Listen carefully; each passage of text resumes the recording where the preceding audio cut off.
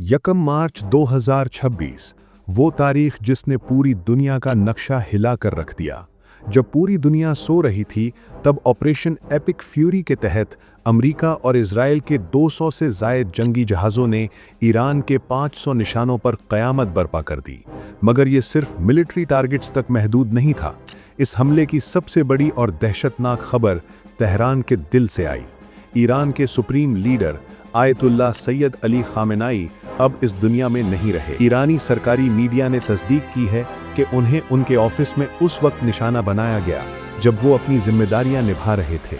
इस हमले में न सिर्फ एक रहनुमा को ख़त्म किया बल्कि उनकी बेटी, दामाद और नवासी को भी शहीद कर दिया, जिसने ईरान के अंदर गम और गुस्से की आग भड़का दी है। लेकिन तबाही का सिलसिला यहाँ नहीं रुका। मनाब में एक स्कूल पर होने वाली बमबारी ने 160 मासूम तलेबात की जान ले ली। अब तक की रिपोर्ट्स के मुताबिक 2001 से ज़ायद ईरानी शहरी अपनी जान गंवा चुके हैं। सदर ट्रंप का साफ कहना है कि ये दुनिया के लिए इंसाफ है और ये बमबारी तब तक नहीं रुकेगी जब तक अमेरिका अपने तमाम मकासद हासिल नहीं कर लेता। ईरान ने भी खामोश ना रहने का फैसला किया है। पासदारान इनकलाब ने ऐलान कर दिया है कि वो इस खून का बदला लेने के लिए अमेरिका और इजराइल के अड्डों को राख का ढेर बना देंगे। कुछ ही घंटों में ईरान ने कतर, सऊदी अरब और बहरीन में मौजूद अमेरिकन नेवल बेसिस पर मिसाइलों की बारिश कर दी। दुनिया अब तीसरी आलमी जंग यानी वर्ल्ड वॉर 3 के मुकाम पर खड़ी है। यूएन सेक्रेटरी जनरल ने इसे इंसानियत के लिए खतरा करार दिया है। लेकिन सवाल ये है, क्या अब बहुत देर हो चुकी है? जब तेहरान जल रहा था तब ईरान ने खामोश रहने के बजाय पूरे मिडिल ईस्ट को जंग की आग में झोंक दिया। ईरान के एडवाइजर अली लारेजानी ने साफ अल्फाज में कहा कि अमरीकियों को पछताने पर मजबूर कर देंगे, और फिर वही हुआ जिसका डर था। ईरान ने रिटेलिएटरी अटैक्स शुरू करते हुए Qatar, UAE, Kuwait, Bahrain, Jordan और सऊदी अरब में मौजूद अमेरिकन जंगी अड्डों को निशाना बनाया। कतर के अल उदैद एयरबेस पर 2 मिसाइल गिरे, जबकि बहरीन में मौजूद यूएस नेवल बेस पर भी शदीद हमले किए गए। सिर्फ यही नहीं, ईरान ने इजराइल के शहर तेल अवीव में इजरायली वजारत दिफा की इमारत पर मिसाइल गिराकर वहां आग लगा दी। इस जंग का सबसे खौफनाक पहलू ह्यूमन कॉस्ट है। मनाब में एक स्कूल पर हमले के नतीजे में 160 मासूम तलिबात की शहादत ने पूरी दुनिया को झंझोड़ कर रख दिया है। पाकिस्तान ने भी इन बच्चों की मौत पर शदीद अफसोस का इजहार किया है।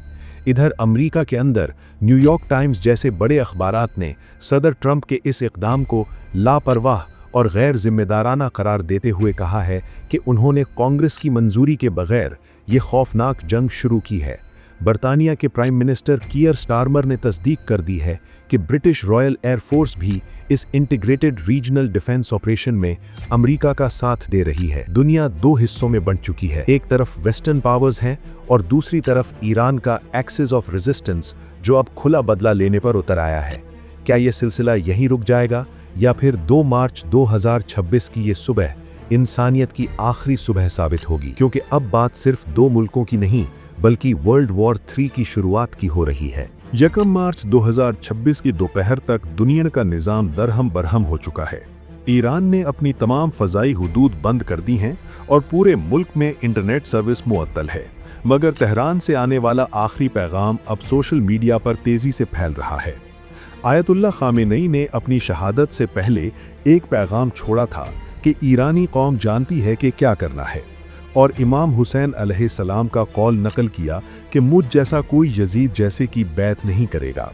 इस जज्बे ने ईरानी अवाम में एक नई रूह फूंक दी है। जबकि दूसरी तरफ सदर ट्रंप ने साफ कर दिया है कि उन्हें मालूम है कि खामेनेई के बाद अब कौन ऑर्डर्स जारी कर रहा है। अमेरिका और इजराइल का दावा है कि उन्होंने आयतुल्लाह खामेनेई की मैयत एक अंडरग्राउंड बंकर से बरामद कर ली है। मगर ये जंग अब सिर्फ ईरान तक महदूद नहीं रही। UN secretary general Antonio Guterres ने वार्निंग दी है कि ईरान का रद्द-ए-अमल पूरे खित्ते में फैल रहा है और सिवाय मुज़ाकरात के अब कोई और रास्ता नहीं बचा। पाकिस्तान ने भी इस सूरत हाल पर गहरा अफसोस जताया है। यूएन में पाकिस्तानी मंदूब ने कहा कि कई अरब मुल्क मुज़ाकरात के लिए कोशिश कर रहे थे, मगर इस हमले ने डिप्लोमेसी को डीरेल कर दिया है। लंदन और वॉशिंगटन में हज़ारों लोग सड़कों पर निकल आए हैं जो ईरान पर हमलों के खिलाफ एहतजाज कर रहे हैं। नोबेल इनाम याफ्ता मलाला यूसुफजई ने भी तालिबात की शहादत पर अफसोस करते हुए कहा कि बच्चों और तालीमी इदारों का तहफ़्फ़ुज़ हर हाल में यकीनी होना चाहिए। लेकिन हैरत अंगेज़ तौर पर दुबई जैसे शहरों में रौनकें अब भी बरकरार हैं, जहां बुर्ज खलीफा पर लाइट शो जारी है, जो दुनिया को ये पैगाम देने की कोशिश है कि ज़िंदगी रुकी नहीं। मगर सवाल ये है कि कब तक?